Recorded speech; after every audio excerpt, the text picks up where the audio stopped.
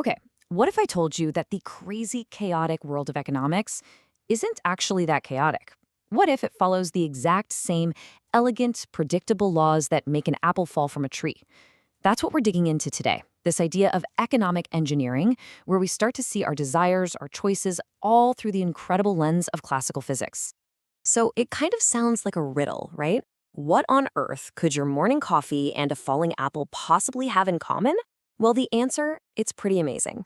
It reveals this hidden connection between the simple economic choices you make every single day and the fundamental forces that literally govern the entire universe. But to really unlock that connection, we need a little help. We need a translation guide, you know? Think of it like an economic Rosetta Stone, something that lets us map the language of physics directly onto the world of economics. And you know what? The translation is surprisingly simple. Here's how it breaks down. In physics, you have force. In economics, that's just your desire or an incentive, that thing that pushes or pulls you to do something. Then you've got position in physics. Well, in our world, that's the quantity of stuff you have, your stock.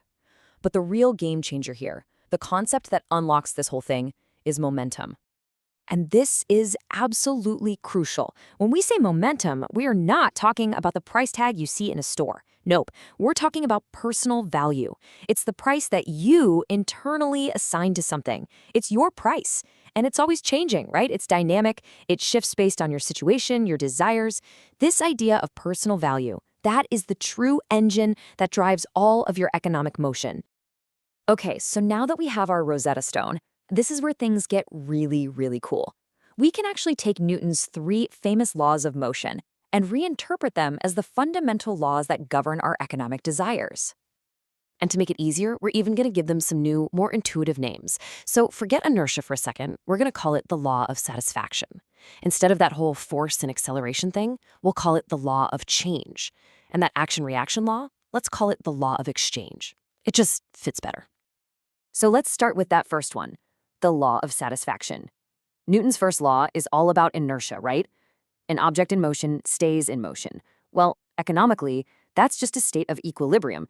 Think about it. If you're perfectly happy with how many apples you have in your kitchen, you have zero desire to buy more, and you're not selling any either.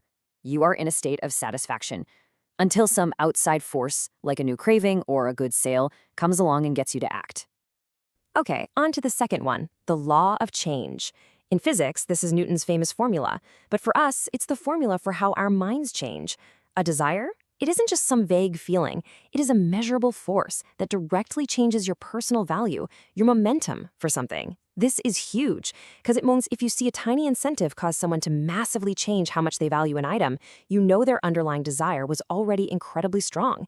It literally makes the intangible tangible. We can measure it. And that brings us to the third law, the law of exchange. You know this one. For every action, there is an equal and opposite reaction. In economics, this is the beautiful, simple law of a transaction. It proves that value doesn't just appear out of thin air. When you buy that morning coffee, your money, your value, flows from you directly to the coffee shop. It's a transfer. It's conserved. A perfect, balanced exchange. All right, so we've got these big, universal laws. That's great. But what about the actual forces we feel every day when we're shopping or making decisions? The nitty-gritty stuff. Let's take a look at a few of those common economic forces and see what their twins are in the world of physics. And we've got to start with a classic from the man himself, Adam Smith. He said, "If the commodity be scarce, the price is raised." We all know this, right? We feel it intuitively. Scarcity is one of the most powerful forces driving the market. But the question is, what kind of physical force is it? And the answer is so simple and so elegant. In physics, scarcity is a spring. The economic force of scarcity behaves exactly like a physical spring. This is one of those aha moments where it all just clicks into place. Just think about it. Let's say you're a comfortable, happy level of something, your inventory is the spring, just sitting there totally relaxed. Now, if you have way too much of it, you're in a long position. That's like stretching the spring way out. It creates this powerful restoring force, a desire, that pulls you to sell and get back to that comfortable, neutral spot. And the opposite is true. If you have too little, a short position, the spring is compressed. And that creates a powerful force pushing you to go out and buy more. But hey, not all desires work like a spring, do they? Some forces are constant. They're always there. I'm talking about your fundamental needs: food, water, shelter. Those things act less like a spring and a lot more like gravity, a constant, unwavering pull that is acting on every single one of us all the time. And Adam Smith, of course, he just nailed this one too. He pointed out that a landlord's stomach will receive no more than that of the meanest peasant. It's brilliant. A rich person's wants might be endless, but their basic needs, they're the same as anyone else's. And just like gravity pulls on a tiny pebble and a giant boulder with the same acceleration, our basic needs are a great economic equalizer. All right, let's touch on one more: economic friction. This is the force you get from intermediaries. Think brokers, shippers, banks. In physics, this is like a shock absorber or a damper. It's a force that's designed to slow things down.